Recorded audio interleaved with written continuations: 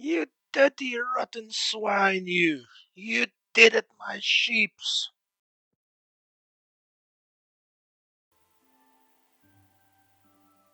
How rude! Hello, everyone. Welcome to episode 3 of T&A Explore testing. Let's get right into it.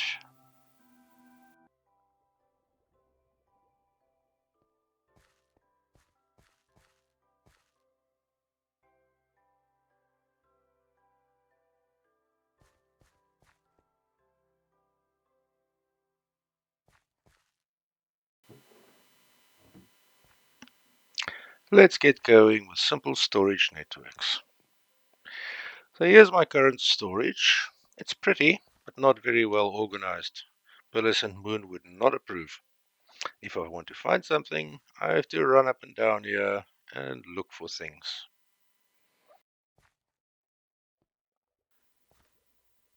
Simple storage network will make it simpler because you can access everything in one nice interface. To start a storage network, we need to make a network root, which, as you can see, needs nether quartz. So we'll have to pop into the nether. I have my gold booties on. I have some obsidian and a flint and steel in my backpack. So let's go do this thing.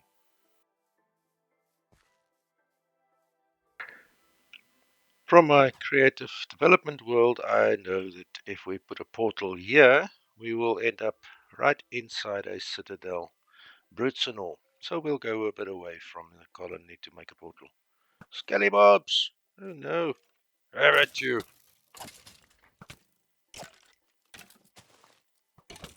Aye, skeleton! Ha! Got you!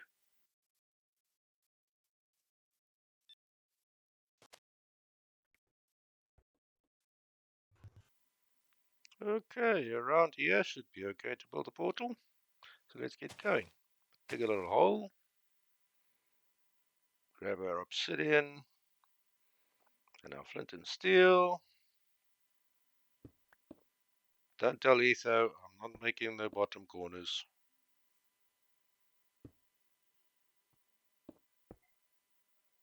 But I will make the top corners.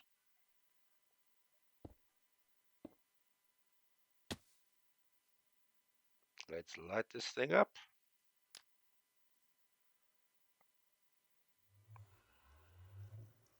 Wish me luck. Here we go.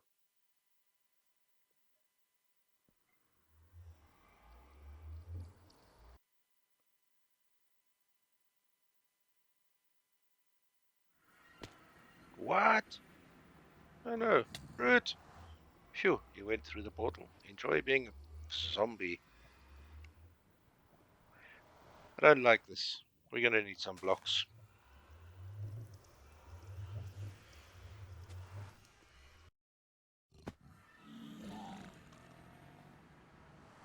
Okay, we have some blocks. Let's go sort out this mess.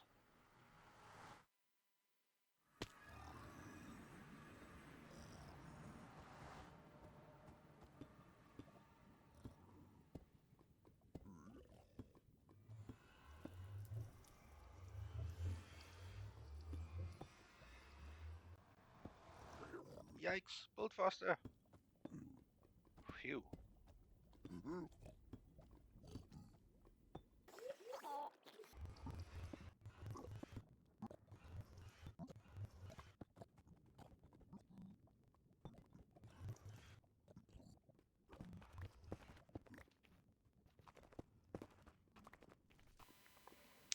We'll dig out in this direction.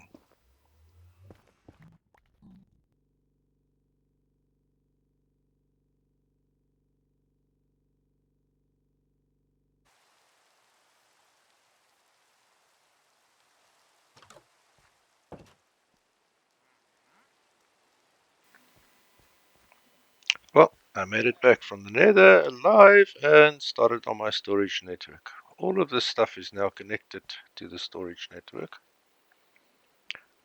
This is the network root.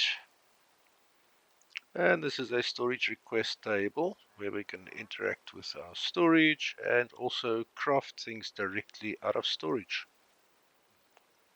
Pretty nifty.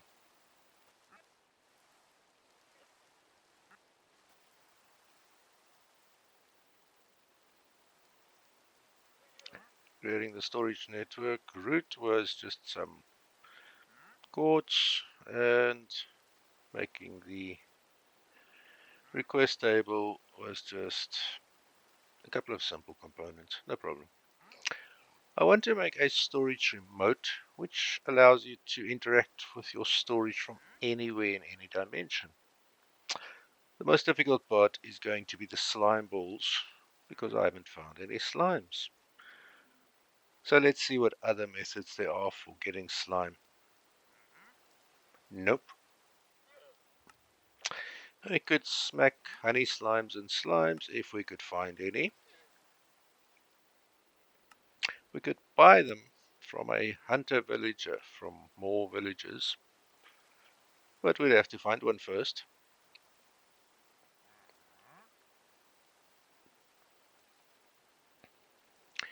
The solidification chamber? No. The crushing macerator. It's an interesting one. We could crush leads, but those aren't exactly abundant. We could also crush magma creams. Now this is more interesting because I know where there's a magma cube spawner in the nether. We could smelt jellyfish, but those are not that easy to find. So I think the magma cubes route is going to work best for me.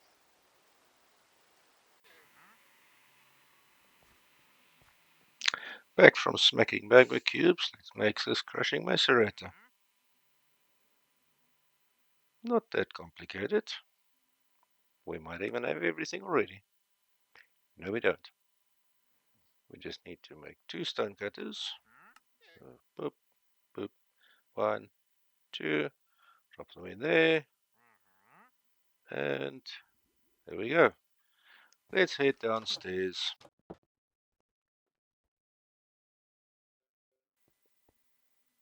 and put it on top of this generator. All charged up.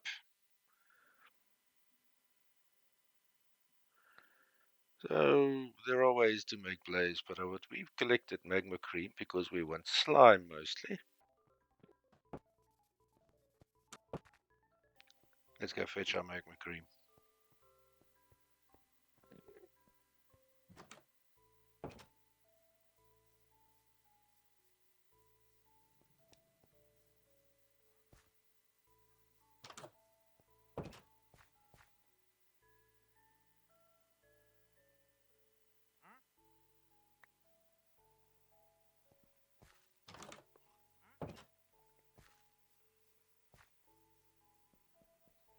Running up and down like this will become unnecessary once we've made that remote.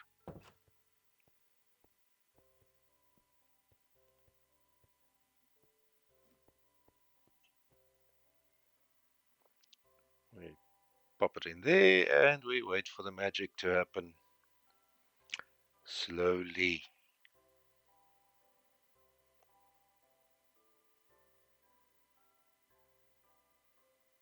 Very slowly. Slime on the first one. That's a good sign. Now, about that mob farm. I didn't follow a tutorial, but it is inspired by a design that I've seen some hermits do. Let's pop into spectator mode so I can show you the scary bits. This shell keeps it dark down here, or up here I should say. Here we have a standard spawning platform with timed flooding by a dispenser with a bucket in it. This redstone clock fires for 5 ticks every 10 ticks, but only fires when it's got a redstone signal.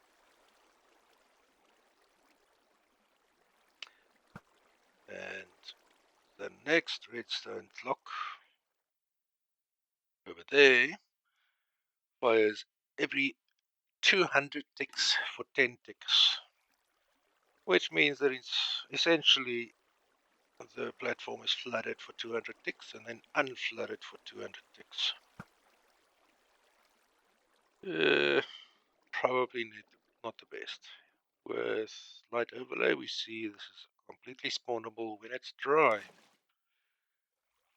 The water pushes the mobs off the platform and they fall to their deaths at ground level. Splat.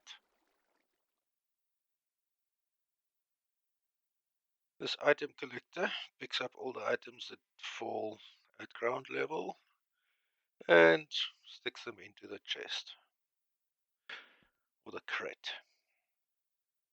We've set it at 6 height because the ground's not flat.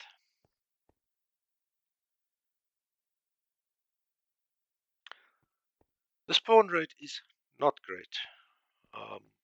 I suspect the redstone timing is less than ideal, so I'll have to sort something out there. My tools also took a beating building this, so we really need to sort out a source of bamboo for scaffolding. So to find bamboo, we're going to use the Nature's Compass mod. Pretty easy to make. Compass, some saplings and some wood. So let's make it.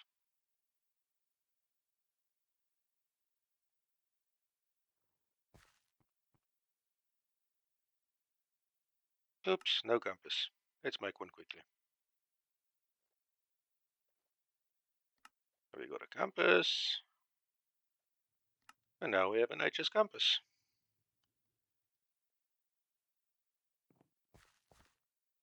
So we right click with the compass and we get this interface where we can search for biomes.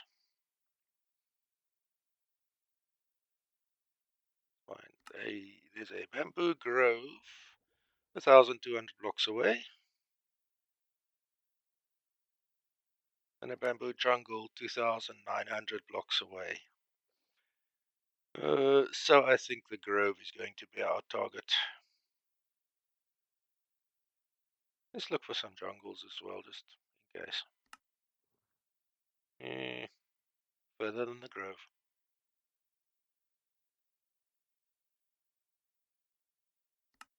Also further than the grove. Yes, the bamboo grove is going to be where we go find some bamboo.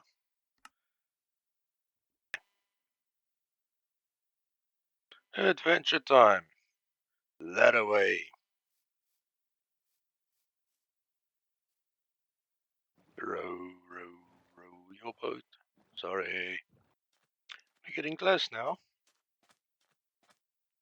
I suspect it's near that hill. Hello, snails. Some bees. Careful, bee. Doc M77 says you sometimes pass into water and drown.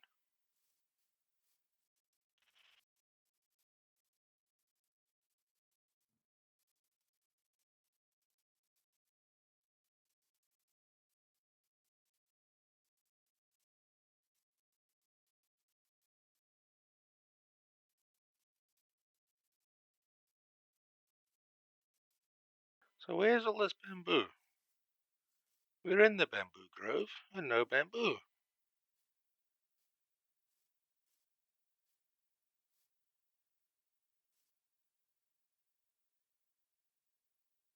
How puzzling.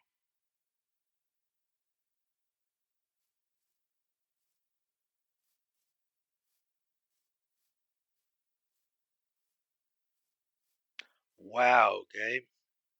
Just wow. A bamboo grove with one bamboo stalk in it.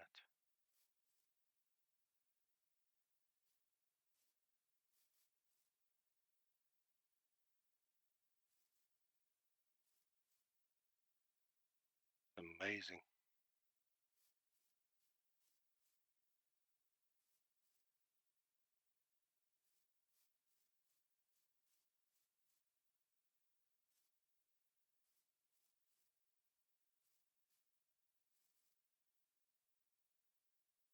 Yes, really just one.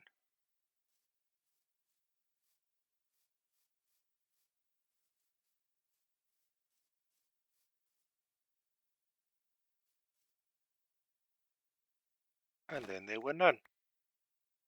Let's head home and get growing.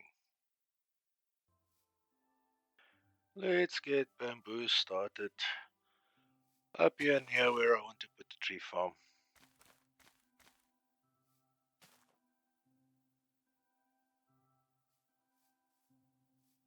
Come on. Only 5. Luckily, bamboo grows pretty fast. A little later, and I think we have the resources needed for the network remote.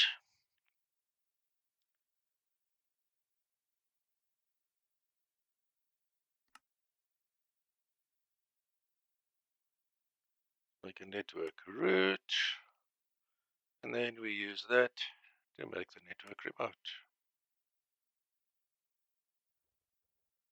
To link the remote, we right-click on the network route, and then we can interact with our storage network from anywhere. This network route is in spawn chunks, which means that it will always be loaded. If it wasn't in spawn chunks, we would be able to use chunk loaders to make sure that the network route is always loaded. So long as the network route is loaded, you can interact with your network with a remote from any dimension. Ignore the ugly boxes. I was testing possible AFK spots for the mob farm and failing horribly. So I've changed things up a bit. Firstly, the floor is covered in campfires now, because some mobs come with feather falling and enchanted boots. I've also surrounded it with an ugly glass wall to keep them on the fires.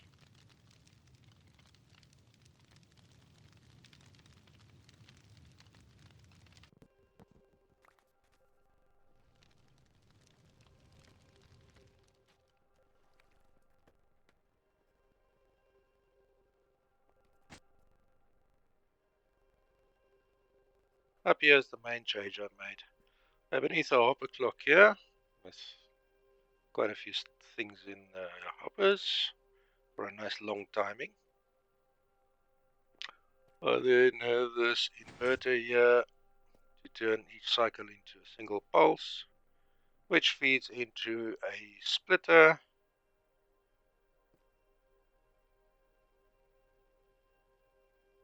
which on the one side has a much longer delay, and both feed into this wireless transmitter, which goes to a wireless receiver next to the hopper. That means the floor is dry most of the time, and then only gets flooded every now and then, and doesn't stay flooded for very long either.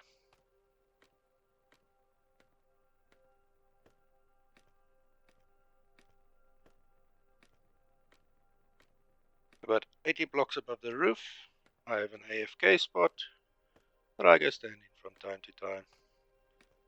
The drop rate is still not fantastic, but it is better than it used to be. So, an improvement overall. We're in the nether again, and it's time to be mean to brutes.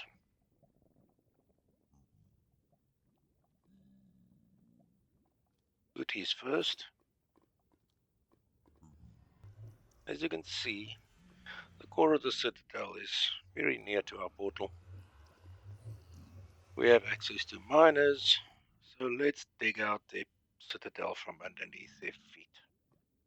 That should be fun, and some useful resources too.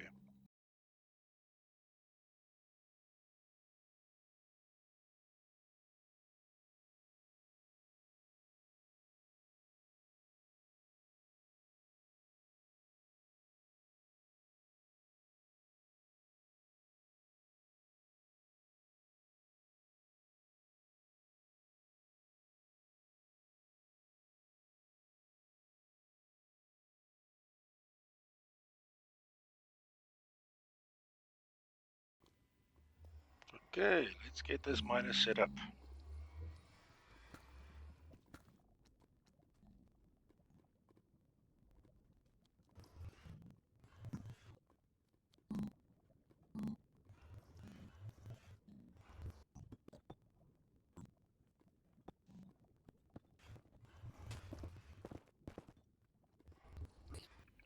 We'll set the miner for 64 levels down and 25 by 25 and get it going.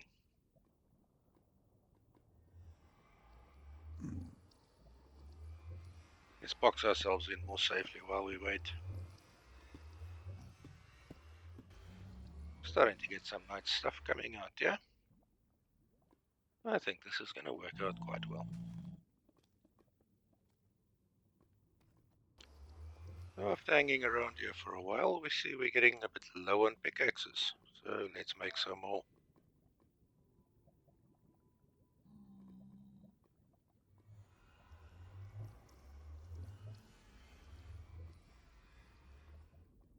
And pop them in the hopper.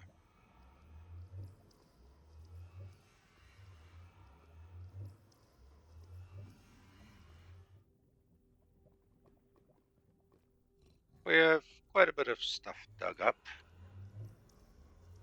So going quite well. Let's have a peek at the hole.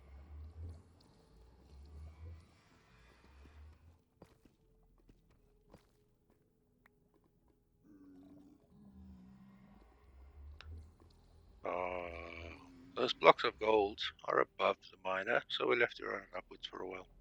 We also missed a chest over there. But we're making quite a big mess of this place.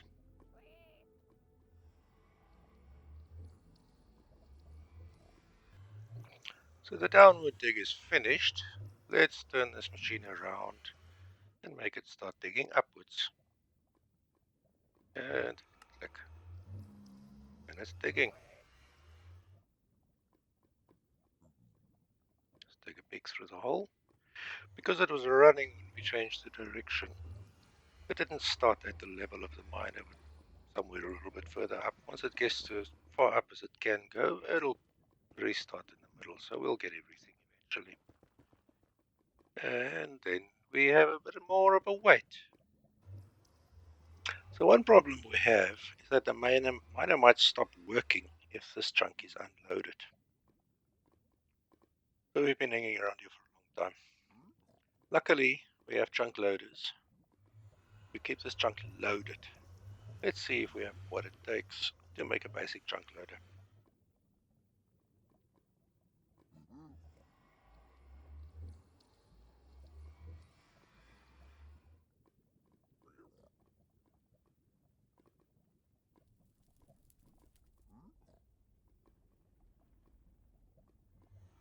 I have exactly one ender pearl, so we're in luck.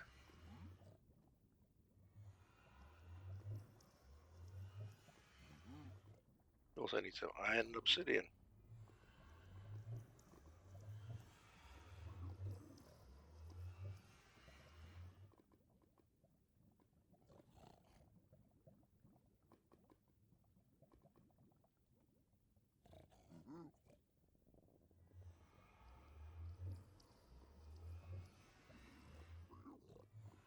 And there we go. One chunk loader. Let's put the chunk loader down here and right click on it. Now we can mark chunks to be loaded.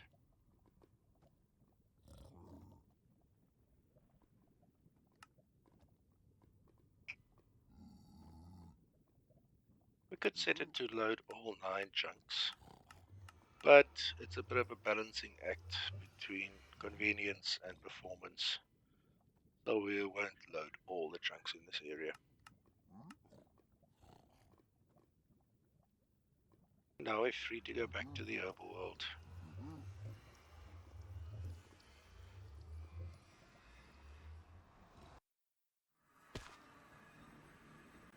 Oh hey, this little goblin went through the portal.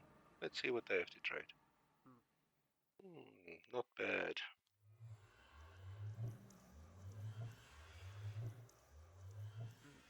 It's dark. Let's head home. Our crushing macerator isn't doing anything, so let's throw some netherrack in it and see what happens.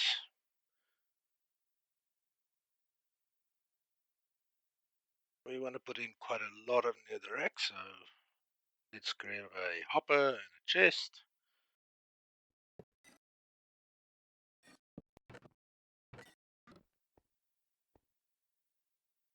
copper,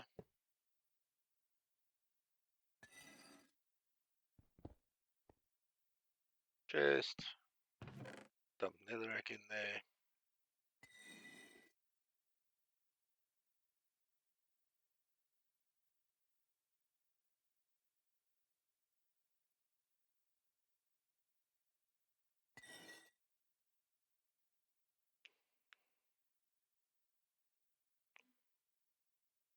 We also want to extract what it creates, so let's grab a pipe and some chests.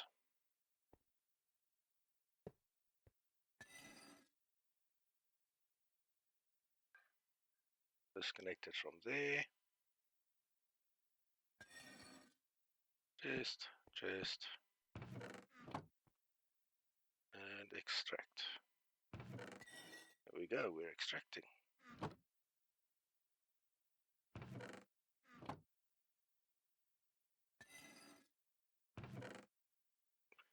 This is why we are crushing a lot of netherrack. There's a 5% chance of getting a blaze rod from each one. Editing Andy here. In our previous episode, we said that we would go down that rabbit hole to get a tree farm going.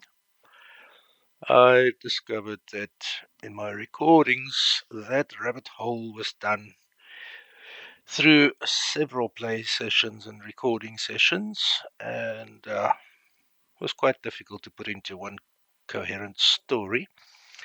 So instead of confusing the issue by putting little bits of snippets together, let's just do one here in my flat creative world, so you can see what it entails.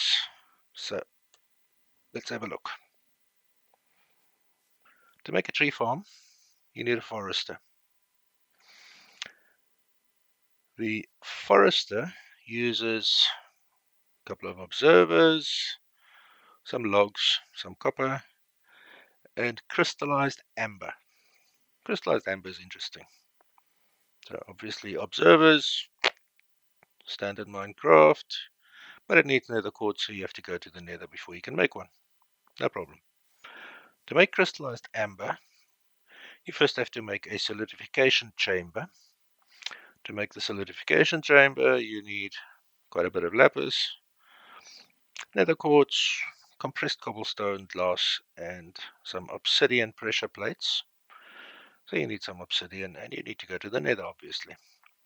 One of the components of crystallized amber in the solidification chamber is a fire charge. To make fire charges, you need gunpowder, blaze powder, and charcoal. So again, the nether. You also need liquid magma. To get liquid magma, you have to put magma blocks in a melting chamber. Melting chamber, redstone, quartz, a furnace, some glass, and some obsidian blocks. So as you can see, there's quite a bit of resource gathering before you can make that thing over there. Quite annoying. So over here, I'm going to put that little contraption together to make our amber. I've got all the stuff in here already, or almost all the stuff, because we're just using an infinite battery in the creative world instead of having to put another combustion generator in here. So first thing we want to put down is our melting chamber. Whoop. And then we get a fluid pipe running from that, and then we put our solidification chamber on the end of that fluid pipe. We set the fluid pipe to extract from the melting chamber and insert into the solidification chamber. And we can open the melting chamber and insert some magma cubes in there, or some magma blocks I would say, which generates, well, melts it. The pipe puts it in here, and now we've got liquid magma sitting in our solidification chamber. Next, we just need to put this other three ingredients in: fire charge, redstone, gold. We wet a little bit, and there we have some crystallized amber. Fairly straightforward once you have the contraptions built. So our next thing we want to do is make the actual tree farm. Now I've done some measuring up here. My forest is going to go here. So we have a forester with some saplings. We have a combustion generator with some coal. We have a crate, some item pipes, and an advanced pipe upgrade. The reason for the advanced pipe upgrade is because it allows you to set filters. And we'll take a look just now at why we need filters. There's one item I forgot to add to this chest, which is going to be my item collector. So right on this block we are going to put our forester. Boom. The forester needs power, and by default it works at the maximum range, which is 21 by 21, and by default it's switched off. On top of the forester we pop our item collector, and we set that to 25 by 25, and we set the height to 2 so that it picks up stuff that's on the ground and not stuff one block above the ground. It's always on, obviously.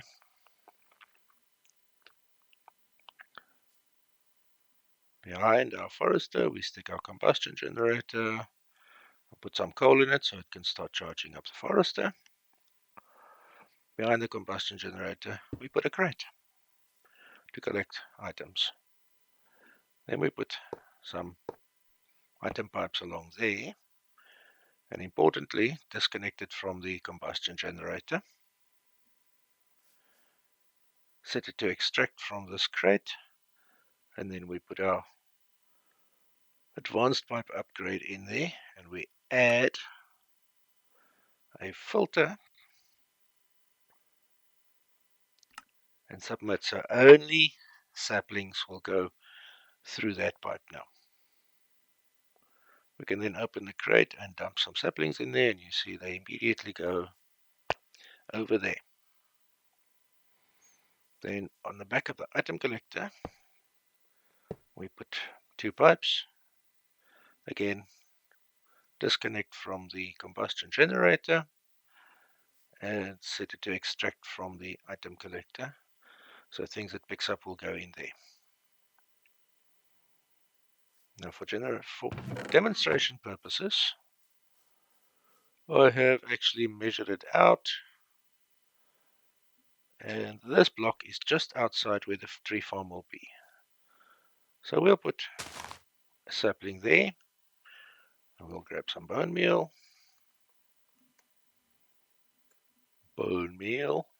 2 words, and we'll grow this tree. Just so that we can see what happens when the forester chops something down. So double check all the pipes.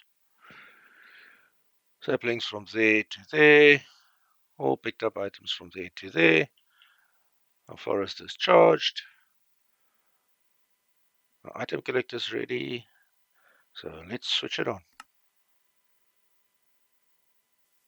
And here we see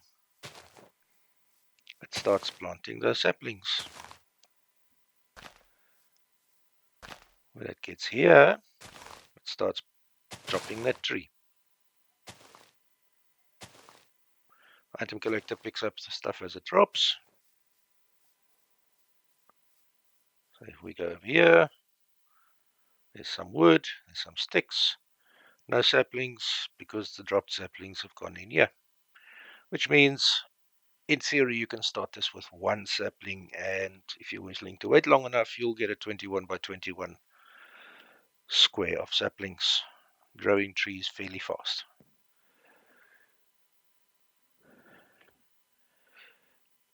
And that is that. So once you've gone through the fun and games of getting to the point of making a forester, it's actually very much worth it because you have passive infinite wood, sticks, that kind of stuff. Okay, I hope that made sense. I don't want to be laying cables from farms to storage, so let's look at wireless transport. Once again, Cyclic comes to the rescue with item transfer nodes. Not too difficult to make.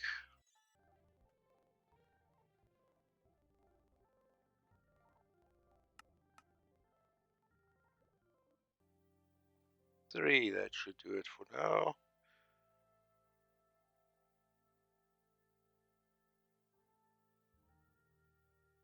Now there's something else that we need to, and it's GPS cards. Those tell the transport node where to send stuff. Blue dye, carbon paper, iron, no problem. And one recipe makes four, that's more than we need. We'll stick the one node on the end of these import cables. Pop.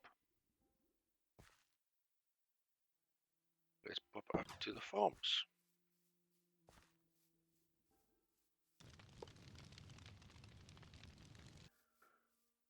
I think for testing we will use the mob farm since it doesn't produce a lot anyway.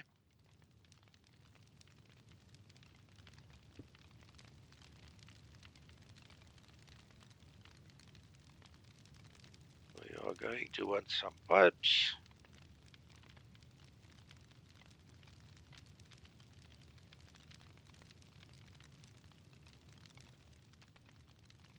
Stick a pipe in there.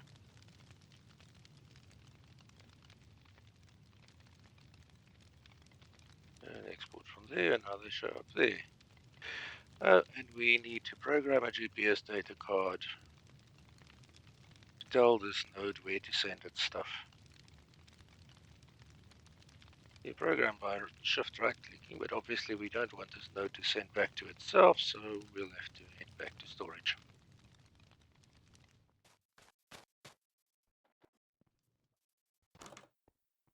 And there we go, programmed.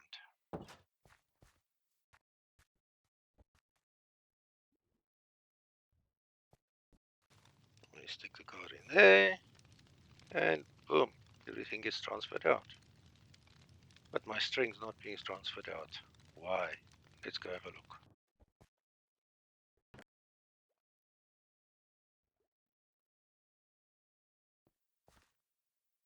The arrows are still sitting in there. They're not being imported. Why?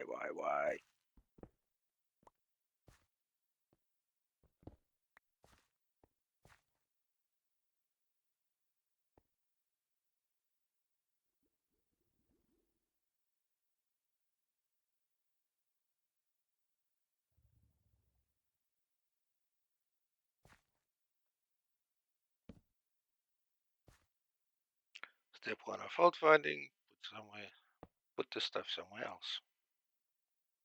Boom. And here come my arrows and my string. But they're not going out of the chest. Oh yes, we found a bug. That's right. You have to place the import cable after the container that it imports from. There we go. Arrows are going out. Strings going out. That's it. Fixed. Now we know what the problem is. Let's clean up. And stick an import cable against the wireless transfer node again. I suppose I'll need one of those. Or two for that matter.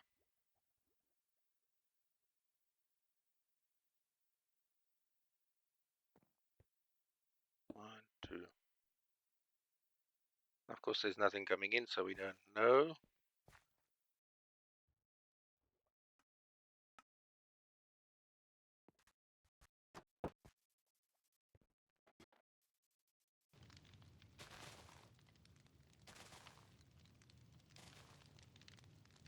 Some oak logs and some apples. Dump them in there. The apples are going away. Smoke logs are busy going through and disappearing. That's good. Seems to be working. We're going to need an advanced pipe upgrade to get the tree farm hooked up. So let's make one.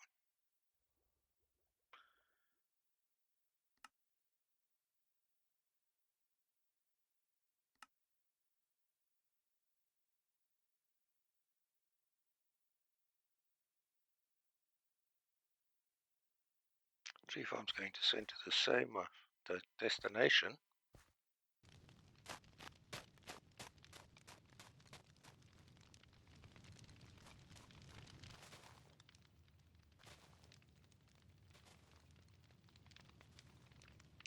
Pipe there. Make it extract. Put in the advanced. And then switch it off. Because we want to set some filters first. Work logs. Pebbles. And sticks. Those are the main things we get out of a tree farm.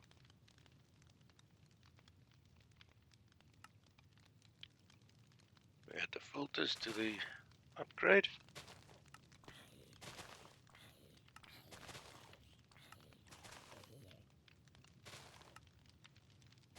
The filters are all in place. Click down the transfer node. GPS coordinates so that it sends to the right place, and then switch on the pipe. And the transfer node goes nuts. Yep, that's working. Having a look at my storage system here, I think there may be a small issue. These general barrels are closer to the network route, which means that stuff goes in there first before they arrive at the drawers. That's a waste of slots. I think what we need to do is rearrange all of these things so that those drawers are closer to the network route than the barrels are. But I think I should probably do that between episodes. So that'll do it for this episode. And it's getting quite long too. We managed to get quite a bit done, although it's not very pretty yet. Just a mini story today. So before I started recording this outro, I watched a couple of Hermitcraft videos, specifically videos from the hermits after they went through Grian's Rift.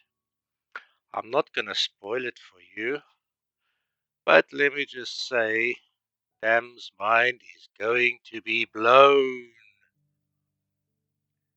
So next time, we are going to cheat. Yes, you heard me right, we are going to cheat. Without using Minecraft cheats, without using creative mode. We're going to be looking at a mod that I think will be removed from the pack because it might just be a little bit too OP. So, hit the thumbs up if you like this video, consider subscribing and sharing, and I will see you next time. Bye!